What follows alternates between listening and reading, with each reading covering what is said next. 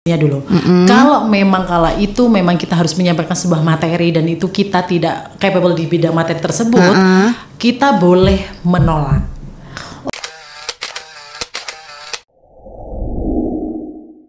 Assalamualaikum warahmatullahi wabarakatuh. Hello leaders, ketemu lagi dengan saya Miss Kepo Prima Anugrah dan satu tamu saya yang juga selalu spesial, yang always spesial, yaitu Coach Afrilia. Siapa sih? Andi Afrilia Ani. Oh ya. Atau panggil aja Coach Lia gitulah ya. Assalamualaikum. Ya Allah, waalaikumsalam. Iya. Mufti. Gimana kabarnya? Sudah lama loh kita tidak berduet bersama ya. Alhamdulillah, luar biasa, Allahu Akbar. Iya, Allahu Akbar. Oke deh. Yang pasti ini juga termasuk salah satu tamu podcast yang setia juga ya, mendampingi sobat GPS dimanapun kalian berada gitu ya.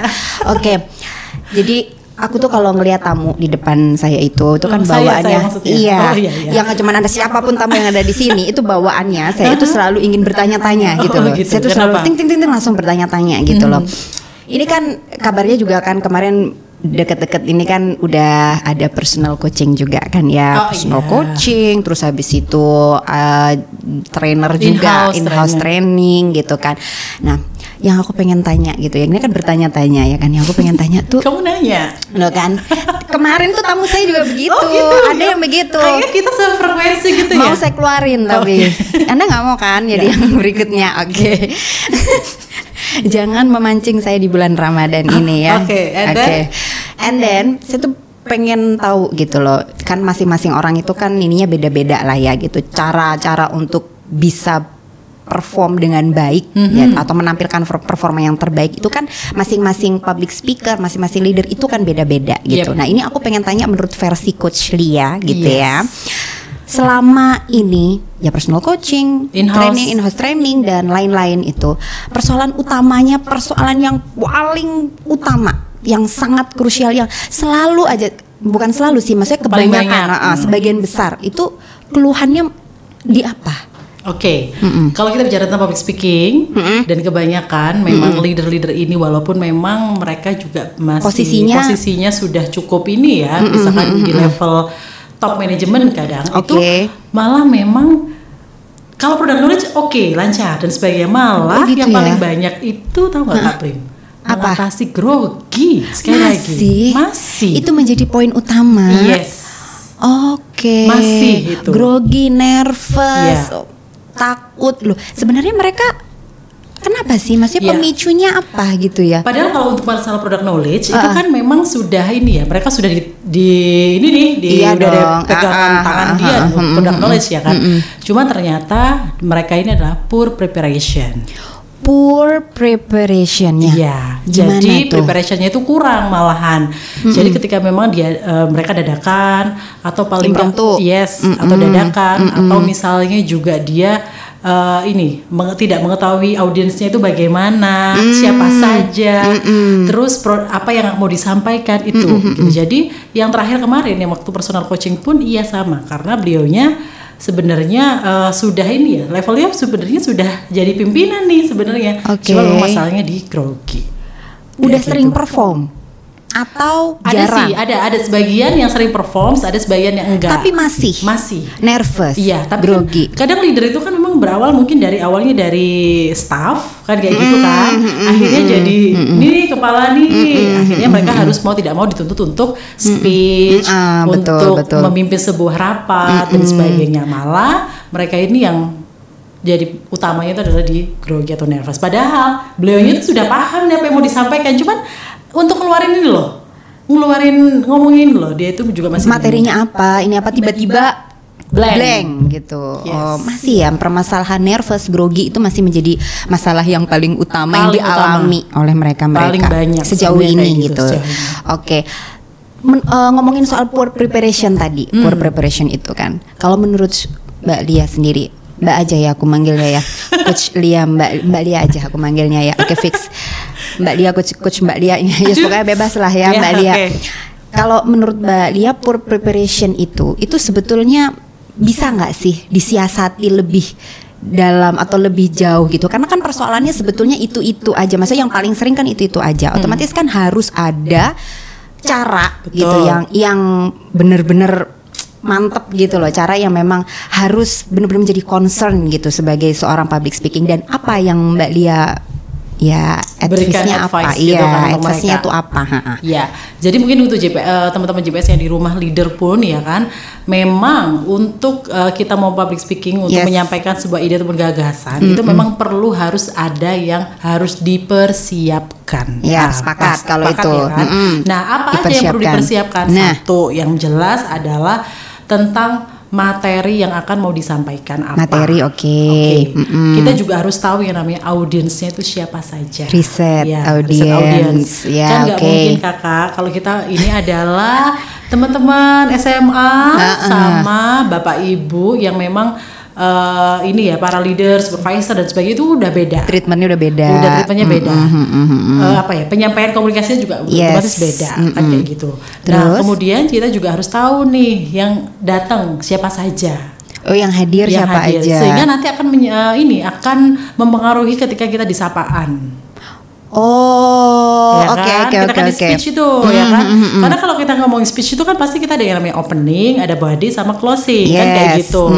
Nah, terus setelah itu ketika sudah ada materi, audiensnya siapa, terus nanti yang hadir tahu yang hadir itu siapa saja, durasi juga pengaruh gitu kan. Kita ngomongnya berapa lama nih kira-kira. Iya, benar-benar itu time management itu time managementnya itu kan gitu, sehingga nanti dari sini teman-teman nanti bisa mengolah nih. Nah gitu kan. Nah bagi teman-teman yang mungkin biasa untuk impromptu gitu kan, mungkin dengan detail cuman poin-poinnya saja yang mau disampaikan bisa. Tapi bagi teman-teman yang memang masih belum terbiasa, sebagai itu pemula memang harus mau nyoba. Gitu. Harus ditulis dulu. And it's okay ya, nggak apa-apa lah ya. It's okay. Gitu. Walaupun MC juga sama kan. Kalau MC itu kan memang kita cue card. Nah, ada cue card yang mana kita dapatnya itu adalah biasanya kan hanya rundown acara tuh kayak. Nah, kita harus bikin di breakdown ke script. Nah, gitu kan. Kita write berarti kan nulis lagi kan itu, menulis dari per item dari setiap acara. Jadi menggunakan segala cara supaya gimana nyamannya kita, gimana itu juga kan karena kita posisinya nyaman, otomatis kita pede gitu kan ya. Gitu. Karena, jadi well prepared. Nah, jadi nggak poor preparation lagi, jadinya well prepared. Jadi itu juga istilahnya senjata gitu ya. Betul. Kita kalau mau tempur itu kan otomatis peralatan itu ya, senjatanya itu yang harus digunakan kan benar-benar harus mantep banget. Betul. Gitu. Pengalaman untuk saya sendiri ini ya. Yeah. Pernah sampai detik ini pun saya kalau nge-MC tetap harus ada skrip. Ya, perlu harus ada skrip. Tanpa skrip pun oke lah. Memang kalau misalkan acara-acaranya simple gitu ya Kak Prima ya. Tapi kalau misalkan acara memang harus dituntut yang agak zero mistake, apa penyebutan ini namanya itu memang harus benar-benar ditulis dengan lengkap kan kayak gitu. Itu juga. Jadi harus. Nggak apa-apa ya. Jadi jangan kan ada gitu beberapa mungkin teman-teman di sini yang mungkin saya dulu juga kayak gitu, soalnya saya tuh mengalami itu gini. Gitu kalau nulis. Bukan ogah, maksudnya aduh mau gitu aja lo kok ditulis gitu loh, maksudnya tuh sedikit meremehkan. Tapi ternyata pas perform karena nggak ditulis jadi ya nggak banget gitu, performnya jadinya itu nggak banget gitu loh. Jadi jangan sampai seperti itu. It's okay kalau kita misalnya bagi pemula harus menuliskan apapun yang harus akan kita katakan gitu. Writing itu benar-benar menjadi poin yang penting gitu ya, dan nggak apa-apa gitu. Namanya juga belajar. Nanti kalau semakin sering kita tulis gitu nggak sih, akhirnya kan kita jadi terbiasa gitu. Untuk MC formal apalagi? MC formal kan memang dituntut untuk zero mistake ya kan. Jadi skrip itu is a must. Jadi skrip itu harus itu wajib. Benar-benar ya. Kalau misalnya salah nyebut, aduh, kredibilitas kita betul. nih. Padahal cuma sekian detik kita salah ini, tapi viralnya gitu. Maksudnya maksudnya penyelenggara terus audiens itu benar-benar mengingat kita siapa tuh yang ngomong, siapa tuh yang misalnya dan sanksinya kita nggak akan dipakai lagi. Nah itu kan sudah benar-benar. Jadi udah nggak ada tolerir lagi gitu loh Kak, nggak ada tolerir lagi. Jadi yang namanya preparation itu harus memang wajib hukumnya, apapun itu, apapun yang mau disampaikan, termasuk jenis public speaking model apapun itu. Well prepare itu harus, jangan sampai no preparation. Oke. Kalau ini kan poinnya kalau misalnya kita udah tahu nih kalau kita mau tampil, ya kan? Maksudnya kita udah tahu nih, kita ada jadwal mau memimpin meeting atau memimpin rapat gitu. Tahu kan otomatis ya materi apa segala macam ya pasti dong gitu kan. Kita harus mempersiapkan dan ada waktu gitu. Ada waktu yang memang lumayan cukup untuk bisa mempersiapkan itu gitu. Tapi kalau misalnya nih untuk yang nggak tahu nih mau tampilnya kapan, dadakan kayak gitu-gitu. Misalnya acara itu gimana tuh? Apa ya? Misalkan acara halal bihalal gini kan, terus Anda sebagai ketua RT gitu kan, Anda mungkin kalau ketua RT udah tahu ya dia mau tampil, ternyata si ketua RT-nya nggak bisa datang, jadi harus diwakilkan, kayak gitu. Nah di situ yang mewakili itu dianggapnya kan, wah dia pasti yang bisa menyampaikan ini aja lah gitu kan. Nah di situ kan dia pasti gagap kan, kayak gitu kan. Nah kayak gitu tuh gimana sih? Apakah memang mempersiapkan diri itu kalau misalnya kita tahu tampil kita akan tampil, tahu paham schedule lah kalau kita nggak tahu schedule-nya, kita nggak ngerti loh mau tampil mau perform itu kita nggak tahu gitu. Cara belajar yang efektif gimana? Cara kita lihat kondisinya dulu. Jadi kita lihat kondisinya dulu. Kalau memang kala itu memang kita harus menyampaikan sebuah materi dan itu kita tidak capable di bidang materi tersebut, kita boleh menolak. Oh gitu. Cuman kalau misalnya itu sambutan, itu kan kalau sambutan itu kan ada say something ya kan, kayak misalkan sebuah thanks to, harapan dan sebagainya, itu boleh disampaikan selaku untuk mewakili dari tuan rumah atau apalah itu kan gitu. Nah apa sih yang perlu disampaikan ketika kita speech? Kalau misalkan ada impromptu nih ya, impromptu speech ini namanya ya kan. Nah memang yang perlu kita persiapkan yang jelas itu adalah bedanya itu di bodinya. Kalau misalkan di part kan kita kalau speech itu kan pasti kita ada yang namanya opening, itu isi sama di closing. Nah pasti nanti akan bedanya itu di isinya tuh Kak Prim, di kontennya. Ya pasti itu akan berhubungan tentang paling nggak itu minimal teman-teman GPS yang di rumah ketika misalkan ada impromptu speech nih dadakan suruh sambutan nih ya, misalkan aja acara paling deket ya bulan puasa lah kayak gitu kan ya, ayo dong sambutan ketika tuan rumah ini buka bersama gitu kan, atau buka bersama ini kan ala angkatan sekian alumni gitu kan. Apa sih yang perlu disampaikan? Pasti yang bedanya itu di bodinya. Di body itu kita paling nggak itu menyampaikan adalah thanks gitu kan, terima kasih. Terima kasih. Terus harapan dan juga paling nggak itu recommend atau misalkan usulan untuk next meeting kayak gitu. Jadi kan biasanya kita misalkan ya awal ya, kalau awal kan pasti kita harus ada salam ya kan, assalamualaikum ya, gitu kan, yang kami hormati teman-teman semuanya yang hadir kan kayak gitu kan. Alhamdulillah hari ini kita sudah berkumpul di rumahnya Kak Prima untuk kita buka puasa. Aduh menjiwai sekali kan, padahal jangan contoh loh. Lanjut. Enggak habis buka puasa soalnya. Gitu. Iya. Kita bukber ya. Anda sebagai ibu ketua yayasan. Gimana nih? Itu sih opening. Nah, di bodinya itu kita bisa teman-teman yang saya cintai, yang saya banggakan, teman-teman semuanya. Terima kasih saya bersama teman-teman misalkan angkatan alumni tahun sekian gitu kan, sekolah sekian apa gitu kan, SMA apa gitu. Kita bisa berkumpul di rumahnya Kak Prima hari ini. Terima kasih ya Kak Prima ya sudah menyediakan makanan, hidangan dan sebagainya. Harapannya kita tahun depan atau mungkin tidak hanya event malam hari ini saja kita bisa berkumpul dan bersilaturahmi gitu, tapi nanti mudah-mudahan kita bisa halal bihalal. Seperti itu. Harapan. Itu harapan. Thanks to harapan and then rekomendasi atau usulnya. Nah, apa tuh? Contohnya. Dari sini nanti kita akan bikin sebuah perkumpulan atau paling nggak itu komunitas yang mana buka nanti grup WA lagi nih. Makin banyak itu WA grupnya ya. Grup-grupan. Nanti diketuai oleh Kak Prima gitu. Yang nanti grup ini ya Allah. Yang harapannya itu nanti akan setiap kita hadir nanti mendapatkan sebuah manfaat dan faedah. Oh ya Allah, gitu. Masya Allah. Itu the bodinya ya kan. Nah nanti terakhir untuk paling nggak closing. Nah yaudah berarti teman-teman yang semua yang saya cintai, demikianlah sambutan yang saya berikan. Mudah-mudahan kita bisa berjumpa kembali di acara-acara berikutnya. Wassalamualaikum warahmatullahi wabarakatuh. Contohnya lengkap banget ya. Jadi buat teman-teman nih yang mau persiapan, misalnya mau disuruh untuk sambutan gitu kan, alumni atau apa, kalian kan udah nggak usah repot lagi kan, ini tadi udah dikasih contoh detail lengkap ya kan, sudah tinggal ini aja, udah tinggal ngopi paste aja kan gitu.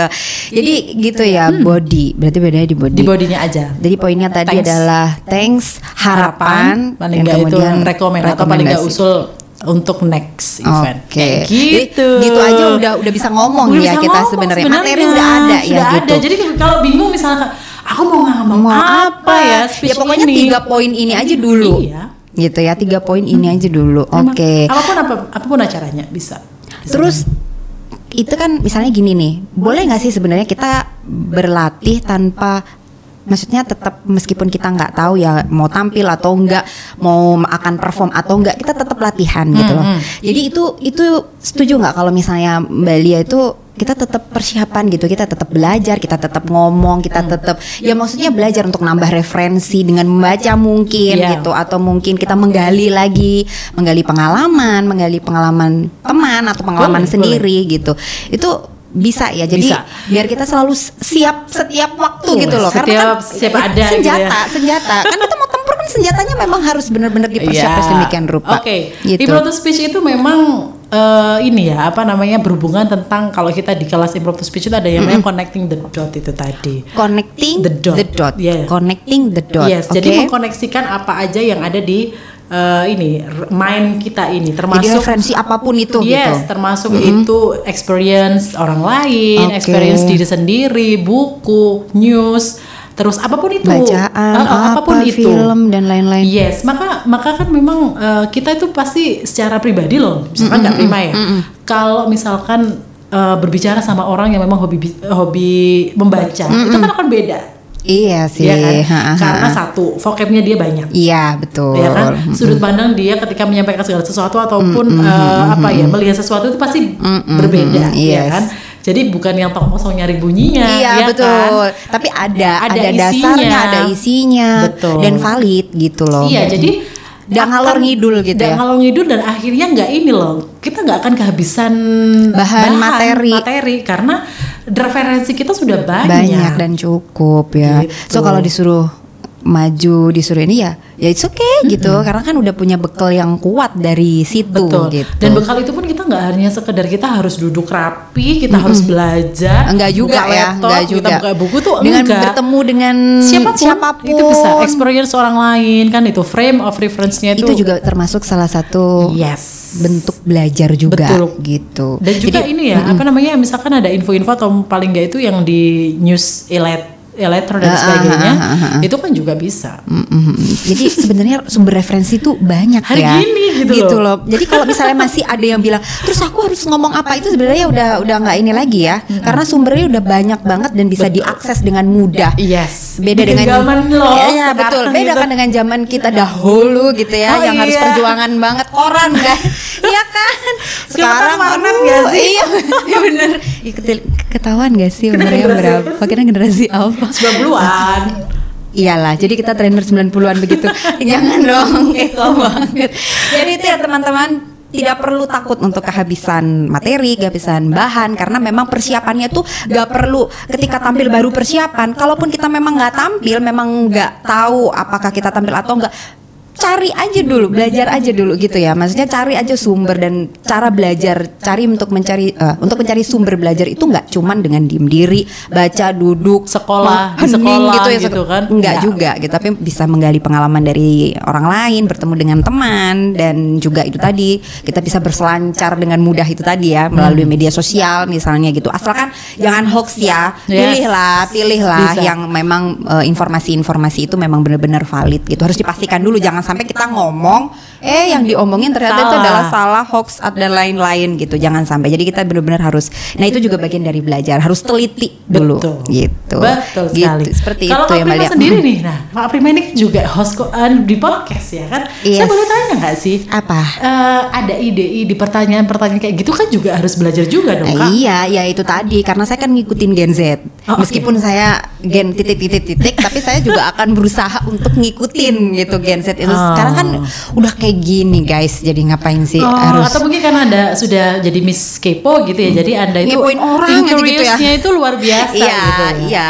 Termasuk kan juga beberapa tamu jangan salah. Jadi tamu-tamu yang hadir itu sebenarnya itu memberikan sumber dan referensi untuk saya dan menguntungkan Miss Kepo. Jadi menambah lagi ilmunya kan? Yes, gitu. Wah, jadi enak ya. begini ini kan sama toh, ini kan juga proses belajar juga kan? Iya kan? Jadi itu loh maksudnya. Jadi sumber belajar itu nggak cuman harus berdiam diri duduk membaca ya which is itu iya juga gitu, tapi ya seperti ini bertemu. Salah satunya ini ya, yes. GPS Podcast. Yes, GPS Podcast, dan ini pun juga diinisiasi oleh Ganesha Public Speaking kan untuk teman-teman semua yang ada di sana, para leaders dan mereka-mereka yang mau masih pemula atau mungkin udah advance dan lain-lain, itu bisa gitu loh. Ini bisa menjadi sumber belajar kita bersama. So kalau misalnya memang ada sesuatu hal yang memang perlu untuk dibahas, ditanyakan atau diskusiin ini dong gitu, jangan lupa ya untuk bisa komen ya, di kolom komen itu diperuntukkan untuk kalian semuanya, gengs. Jadi itu tuh rugi banget kalau tidak dimanfaatkan dengan baik. Betul. Gitu. Buat evaluasi buat kita semua juga ya. Betul. Misalnya diiniin dong, agak kurang ini loh, boleh banget. Jadi kita yang dibahas semua terbuka. Yang ini gitu kan boleh. Atau mungkin ada ininya kurang gini dong, apalah gitu, boleh gitu. Atau hostnya kurang cantik gitu. Atau gini, hostnya kurang kurus. Kalau jangan ya, jangan. Okay. Nggak, jangan. Aku akan tetap menerima apa adanya. Atau apa adanya, atau ada apanya? Ada apanya sih. Oke. Jadi tangkap ya itu semua dari Coach Lia gitu, semoga bisa membantu teman-teman, dan saya juga terima kasih sama Coach Lia yang sudah setia pasti ya, sudah nyaman sih, udah nyaman, udah betah menjadi tamu podcast. Saya tuh malah kepingin udah betah Anda jadi tamu, udah betah jadi host juga sempat ya gitu. Pokoknya ini ada rumah kedua lagi gitu ya. Oke, terima kasih untuk teman-teman semuanya. Kita ketemu lagi di next episode. Sampai jumpa. See you guys. Wassalamualaikum warahmatullahi wabarakatuh.